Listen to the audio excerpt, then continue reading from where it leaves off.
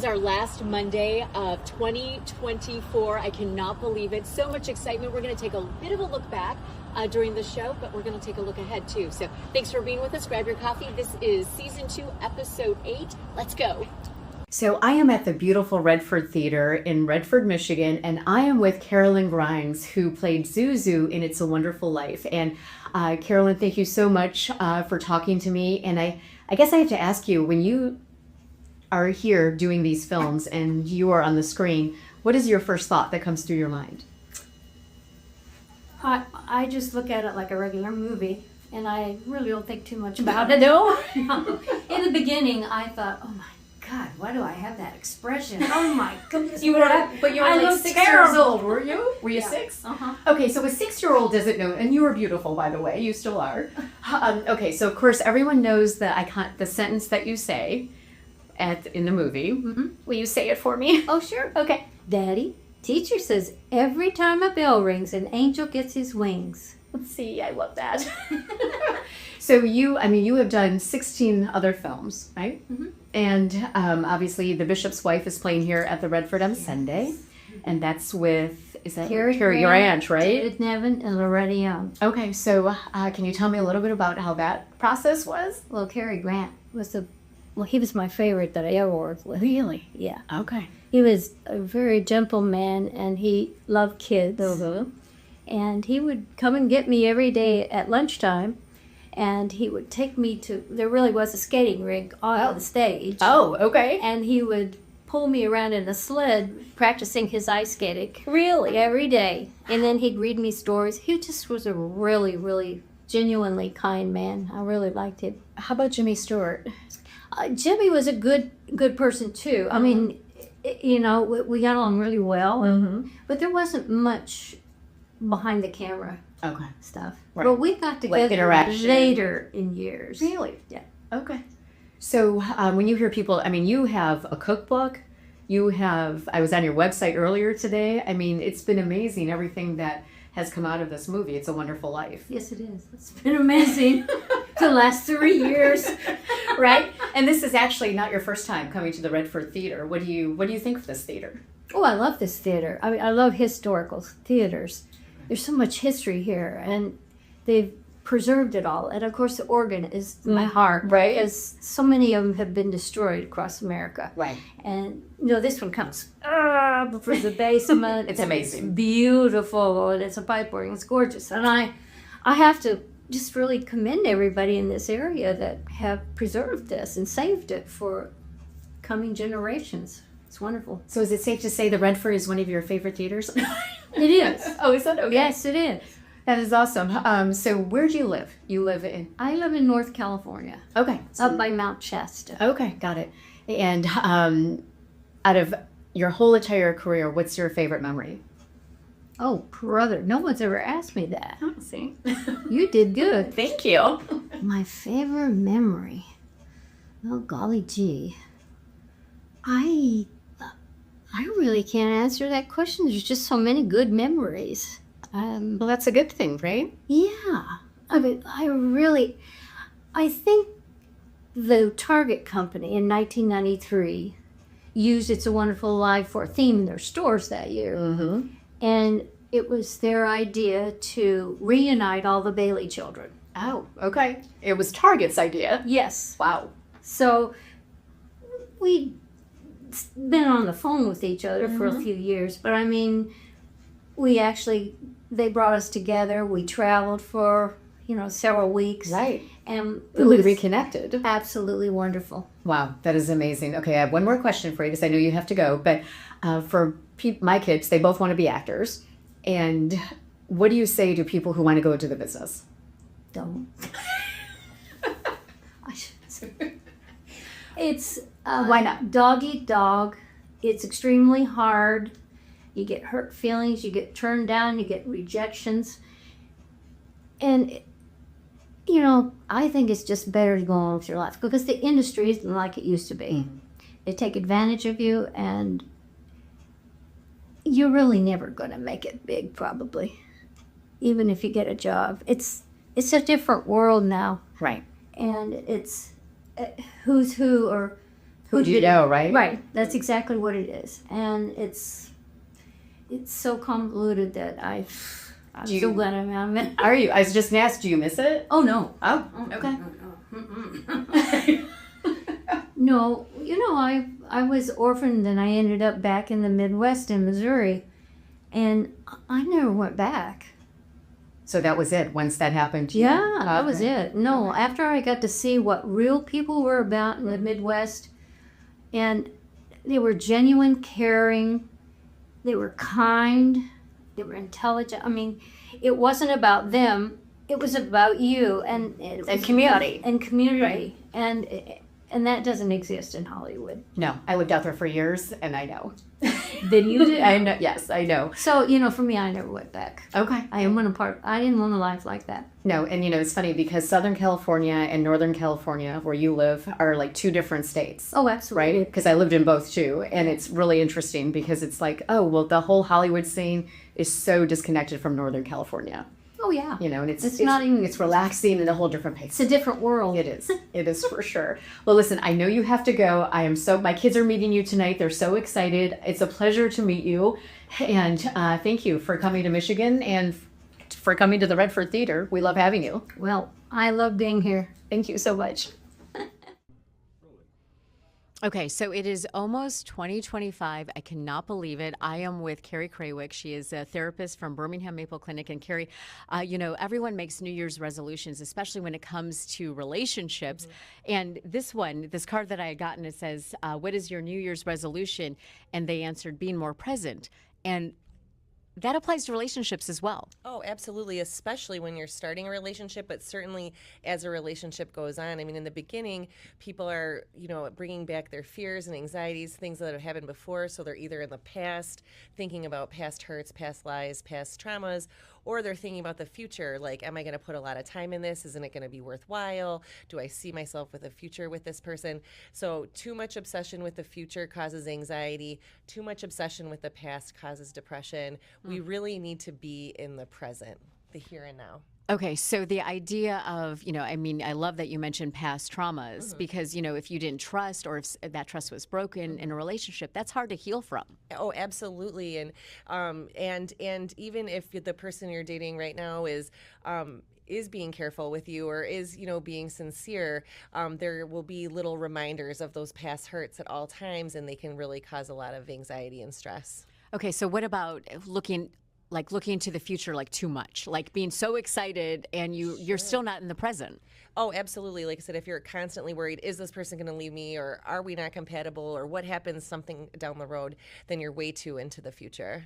Okay, so what about if you are just so excited about the future and you don't know how to slow your roll? Sure, absolutely. That's another form. I mean, excitement and anxiety are next door neighbors, and our heart, mind, and body really don't determine them differently. The only difference is if you assign positive meaning or negative meaning to them. But I love that. But also just taking care of yourself. You talked about self-care before, is like part of taking care of yourself is like, can we restore normalcy? Can we restore calm? Even if we're overly excited. I know you have children. If your children are overly excited, even if it's happy, you still want them to be sort of calm and neutral. Kind of bring it down. Bring it down. And so it's definitely important to be positive in dating relationships and positive about your partner. But you can also, however excited you get, can you restore normalcy? That's a really important skill. Okay, so as the new year approaches, people want that they want that love, they want that relationship.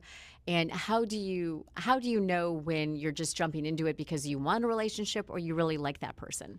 Sure. I mean, I think when it comes to goal setting at the New Year's, people set these very big goals, like I want to find love or I want to find my person.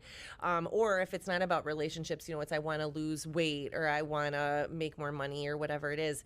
Their goals are very big and very broad, but they're not very achievable, right? So there's no magic wand, fairy godmother, bibbity bobbity boo, right, for a new relationship.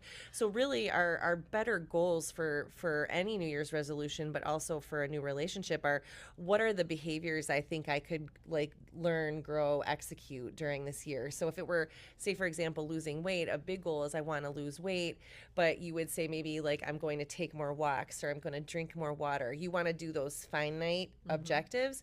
So same with relationships. Like if my goal is I want to find a relationship, well, then it's like, you know, maybe I'm going to go to this many social activities a week, or this is how I'm going to put myself out there. Or I'm not going to say no to my friends and read a book at home. I'm going to make an attempt to go out. Things like that, you know, you're going to want to gauge your dating behaviors and make your goals around that.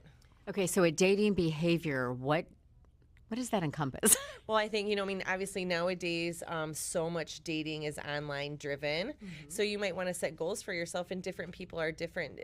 Some people are comfortable with dating multiple people at a time, and the online environment sort of lends itself to that. Some people have not that, you know, so they want to, you know, just sort of date one person and invest in that one person. So I mean, I think knowing whatever your sort of goal and style is, and also be comfortable talking about that. We've talked before about communication too, that if you're the kind of person who wants to date one person and someone else wants to date many, you know, and you either have to be, okay, well, that's okay. This is what I'm doing and that's okay with you, or it's not okay with me and time to part ways now. And you have, I mean, you kind of have to, well, you have to know what you want, and you also have to be strong to stand up for what you want. Yeah, I mean, I think knowing what you want is important, and self-acceptance and self-improvement go together. If you can kind of say, well, this is what I want, this is what I'm okay with, and this is what I can stretch on. You can't have one without the other. Okay, so your one piece of advice to any relationship, whether it be new, old, or just intermittent. I think your most important relationship is with yourself. If you're looking to someone else for approval, if you're looking to someone else to make you feel good, then that relationship's always going to have that tension and that pressure and that need or dependence. But if you know, like you said, if you have the strength to say, you know I feel really good about myself and I'm just really glad to be here with you, then there's you're balancing the we and the me, and it's not tipping to one person or the other. As always, Carrie, you have such great advice. And here's looking to 2025, huh? Yes. High five, baby. Can't wait. Here at Caffeinated Conversations with Brooke Allen, we love to highlight small businesses, especially those making a difference in the community. But when you think of architects, you think of beautiful aesthetics, right? But here at Fusco, Schaefer, and Pappas, it means much more to develop the space and to have that space matter. And I'm with the president, Jim Pappas. And Jim, you guys do so much in the nonprofit sector. It's really amazing. Thank you. So we're going to start with the Pope Francis Center, because nonprofits are kind of in a league of their own with what they need and what they're geared toward. They are a unique group. They take special care as an architect.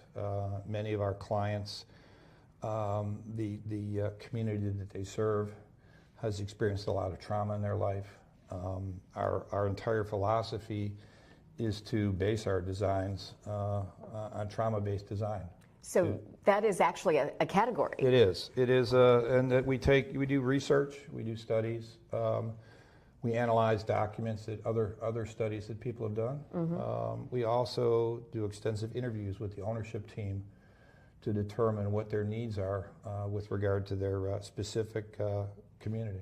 Okay, so let's start with the Pope Francis Center, because each of these nonprofits has their own special need and the community they serve, right? So from children who may have suffered abuse to seniors who are living with Alzheimer's. Correct. And they all have different categories. So the Pope Francis Center, tell me about this. The Pope Francis Center is bridge housing. That is, they also provide some shelter services there. The residents are screened and they move into the Pope Francis Center right off the street. So they get a warm place to sleep. They included there as services to assist them with addiction. Like wraparound services? Wraparound services are there for them for not just addiction issues, mental health issues, etc. So all in one community. Pope Francis also moved their offices there. There is activities for the residents, a gymnasium, art classes. There's a chapel in the community as well. So a complete wraparound of services to help the residents get off the street into some stable housing, and then hopefully into some type of permanent supportive housing. So these designs are, I mean, it's beautiful. Thank you. And when you think of somebody coming from a trauma-based background almost, right? Yes. Somebody coming off the street, to have them walk into such a beautiful center, I can imagine brings them great joy and relief. I hope so. Right? I hope so. And I mean, I hope it helps them transform, you know, and makes a difference in there. I mean, we're just the architects. It's just Are you though? a little, Are you just the part. architects? You do a lot more than build It's- the buildings. It's the you know, the people that run these operations and are there on a daily basis. They're the real heroes in this care. So trauma-informed design, Yes. is that something that you've always done, or is that something new? It's a newer term, but it's been around for a long time. Okay. And we've tried to do that from the beginning, from when I started here with the firm in '84. Really, since that time, we've focused on nonprofit organizations. We've worked with a lot of different groups, whether it's serving elderly in need, homelessness, children. So those are really our big areas So of focus. how come? I mean, as an architect, I always think of big skyscrapers, but a nonprofit, I mean, that seems really close to your heart. It is. This type of work to me is just very satisfying that we can help change the world a little bit. You know, it's a little bit that we can do to make things better. Well, and you do that with all these beautiful pictures. And so when you're walking through or when you pass by a building that you've designed, how do you feel? I did that. That is so awesome. Okay, well, we are going to talk a little bit more about the different categories, but what is one thing that you want people to know about the business of architects? The business side of architects? Well, yeah, it's important that, you know, we work with a lot of these nonprofits, it is the way we make a living, but Right. you still have to make a living. For sure. You know, so it's still a business, but you can do it in such a way that you know, you help change the world a little bit. So it hopefully you make a living and do both. See, it seems so simple, right? Thank you. I am at the Mind Infusion Center with Melanie, and Melanie, you are a nurse here. What's your last name? Sandeha. And how long have you been here? It'll be 2 years this May. Okay, so you're an infusion nurse, and that's where we are in the infusion center. Tell me what kind of treatment people get when they're here. So most of our patients have multiple sclerosis, so we are an autoimmune neurological infusion center. So MS or multiple sclerosis is the main one. We do 3 infusions for that. And then there are people with other diseases such as myasthenia gravis or kind of like neuropathies that are affecting their joints and their extremities, things like that. So they come for an infusion called IVIG for that. And then we also have Vyepti for migraines as well.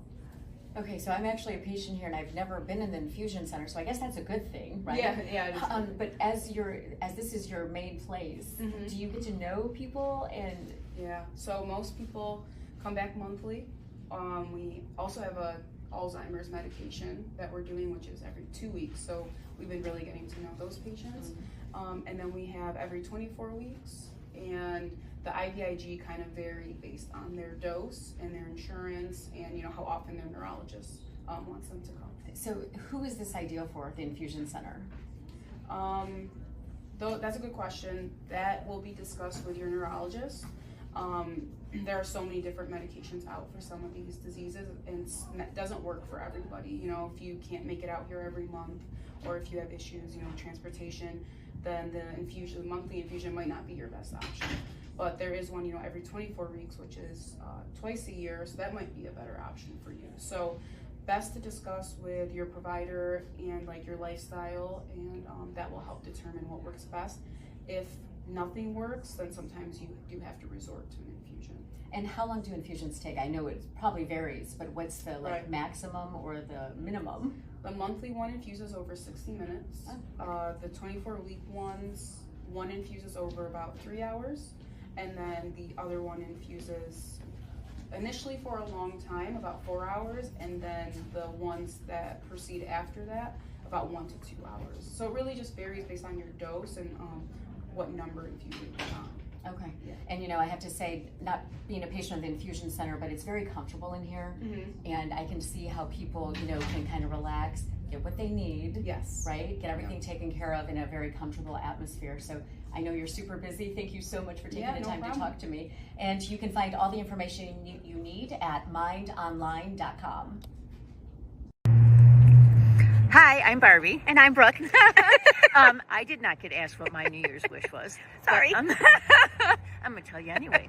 My wish is that Brooke's show goes national. And I think it will. We're on the right track. I think she's a beautiful person. Thank you. And I'm so glad I'm in part of her life and part of her show right now. Thanks, man. We appreciate you. And Happy New Year. Happy New Year. Happy New Year. So I have crashed Natasha and Jim's breakfast. Listen, how old are you? And how old are you? And what's your name? Ann. And so they were having breakfast. I promised if they talk to me, I will not eat their eggs. But, okay, so tell me, 2025 is around the corner. What do we hope for 2025? Honestly, just happy, healthy, you know, good year. That's about it. Yeah? Okay. All right, how about you? Yeah, you know. Okay, and how about you? Do you have any hopes for 2025? No? Oh, That's sure. Go on a cruise. It's got big hopes. I like it. Oh my gosh, I'm going with you. What do you want? Same? I'll say same. Okay, so Right. where do you want to go on your cruise? You know, have you ever been on a cruise? Okay, so I've been on a few, and it depends, you know, do you get seasick? You don't I know? thought you know those, right? Okay, well, You it's a can bad handle the time to boat. find out. Right? For sure. All right, well, awesome. Well, I hope you get your cruise, right? And I hope you get your health and happiness, Yeah. right? And you decide you're just going with the flow, huh? I was pretty sure you're going to say Disney, but I was Right. a little surprised. Disney cruise. Yes. That's what they want. That's what they want, right? For sure. Okay, well, listen, thanks so much for letting me crash your No breakfast. And as promised, I did not eat your toast, although I'd love to crust. But I can't give these to you guys because you're too young. But I thank you. Yeah, okay? And Happy New Year. Thanks so much for talking to me, okay? Yeah, absolutely. All right, thanks so much. Have a wonderful one. You too. Okay, so we're at Alex's, and I had just met Noah, the DoorDash guy, right? Yep. Where it all about like, you can okay, so we're talking about New Year's resolutions or wishes for 2025. What is yours? I just want to make everybody in my life as happy as possible. You know, it was a rough year for my family in 2024, so I just want to make everybody as happy as possible, and hopefully it's a great year. Okay, and I see you're all decked out in your Lions wear, right? Gotta be. Are they going to do it? They're doing it all. They're doing it, right? It's going to be this year. This is the year for us. So you're the Lions and you're your family, okay? Exactly. All right, high five, Noah. Thanks so much. And you never know. Thank you very much. Okay, so obviously we're still at Alex's, my favorite hangout in Berkeley. I am with Ed. And Ed, what is your wish or New Year's resolution for 2025? Good health. Can't ask for anything more than that. Good Lord willing, I'll have a healthy 2025. So we're coming up to 2025. I am at Alex's in downtown Berkeley with Laura, one of my favorite servers here. Laura, tell me what your wish is for 2025. Oh, my wish is for everyone to stay healthy and just keep going strong and be healthy and happy and enjoy your family. And what about those lines? Oh my God, I'm so excited. Everybody in Michigan's excited everywhere. It's so awesome. Well, listen, Happy New Year. Thank you so much. And you know what? Thank you. For talking to me, You're welcome. Okay, so as far as my wishes for 2025, you know what? My kids turned 13, so teenagers this year, and just kind of growing the show. We've done so much. We've moved, we've changed locations, and we've met so many amazing people, including nonprofits along the way. So thank you for always staying with us, and there's so much more to come. In fact, our next After Dark, February 12th, mark your calendar. That's going to be a fun one, and there's just so many more exciting things coming up. So thanks for being with us. Happy New Year. We'll see you next Monday.